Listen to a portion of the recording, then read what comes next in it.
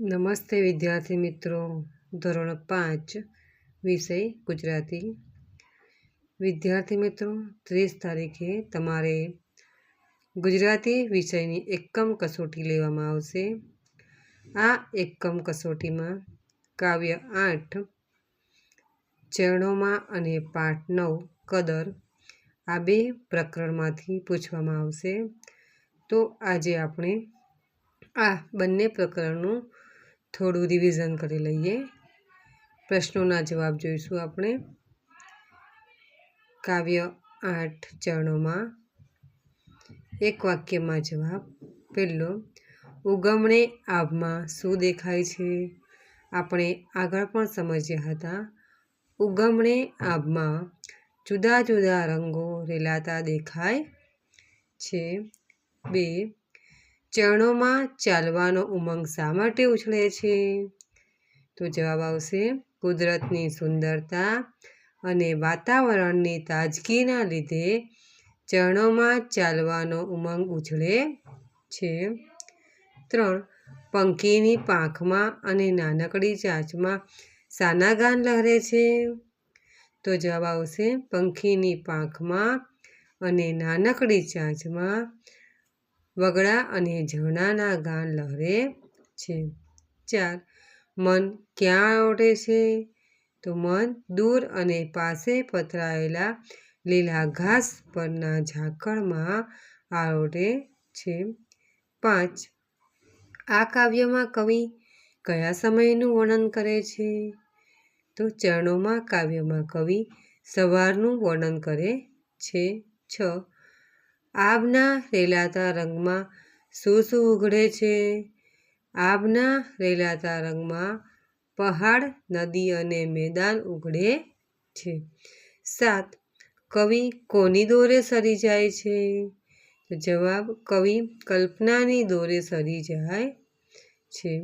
8, વાયુ સાથી ચકચૂર છે? તો ધરતીની સોળંપીને વાયુ ચકચૂર બન્યો છે. 9, ઝાકળમાં કોના સૂર રેલાઈ રહ્યા છે? તો ઝાકળમાં કિરણોના ઝીણા સૂર રેલાઈ રહ્યા છે. પ્રશ્નોના જવાબ મોટા છે. હવે કે છલાંગ મારીને મન શા માટે ધરતી પર આરોટે છે? તો જવાબ આવશે દૂર અને પાસે લીલુંછમ ઘાસ ઉગ્યું છે. ધરતીની સોળંપીને વાયુ ચકચૂર બન્યો છે. ઘાસ ઉપર ઝાકળ છવાયું છે. ઝાકળમાં સૂર્યના કિરણોના ઝીણા સૂર સંભળાઈ રહ્યા છે. આવા સુંદર અને તાજગીભર્યા વાતાવરણમાં મન છલાંગ મારીને ધરતી પર આરોટે છે. 2, સવાર થતાં કુદરતમાં કેવા ફેરફાર થાય છે? જવાબ સવાર થતાં પૂર્વના આકાશમાં રંગો રેલાય છે. પંખીઓ કલસોર કરતા ઉડવા લાગે છે. અજવાળામાં પહાડ, નદી અને મેદાન સ્પષ્ટ દેખાય છે. લીલા ઘાસ પરથી પવન વાય છે. સૂર્યના કિરણો ઝળહળે છે.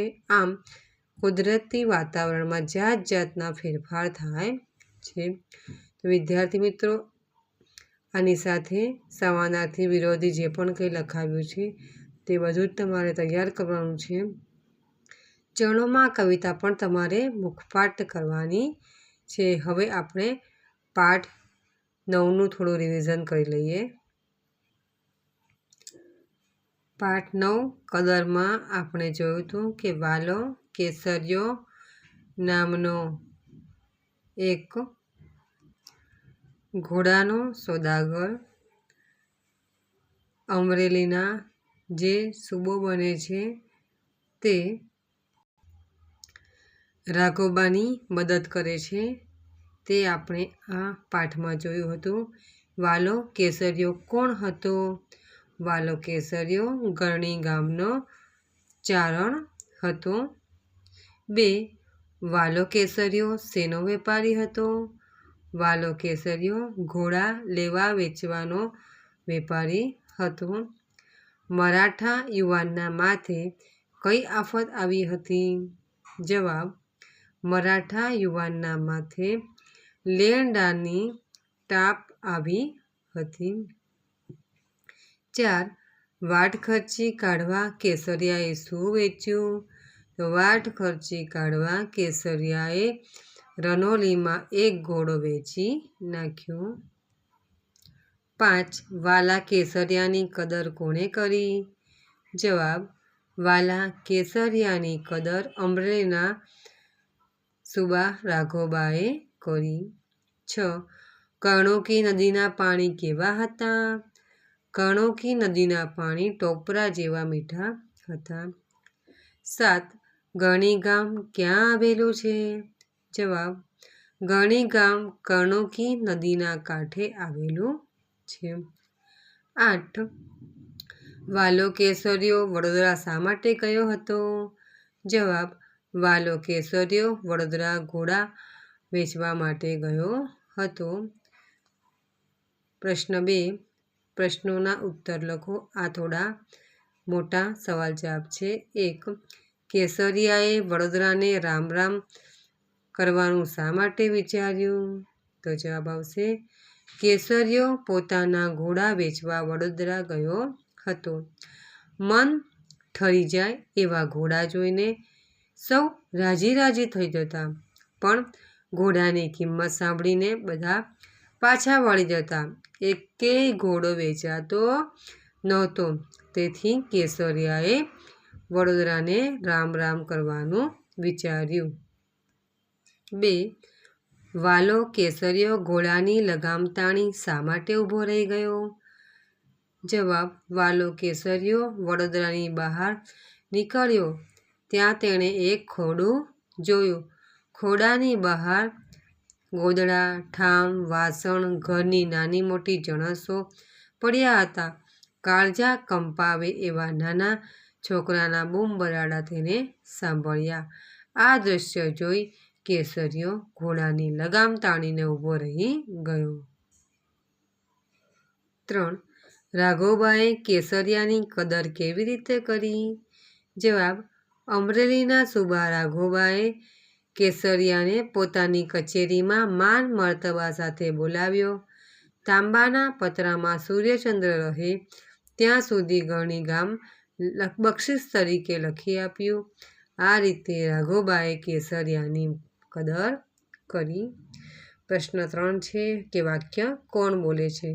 તો શેઠ કેટલા રૂપિયાનું લેણું? આંકડો બોલો. આ વાક્ય કેસરિયો બોલે છે અને શેઠને કહે છે. 2. ભાઈ તારો મારક તારી રાહ જુએ છે, હાલ તો થા. આ વાક્ય શેઠ બોલે છે અને કેસરિયાને કહે છે. 3.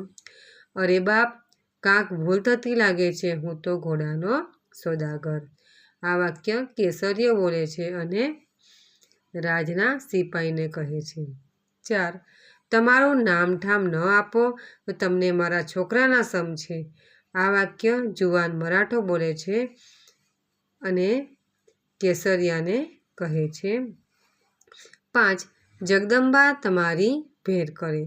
આ વાક્ય આઈ બોલે છે અને કેસરિયાને કહે છે. આ સિવાય પણ વાર્તાના ક્રમમાં ગોઠવો.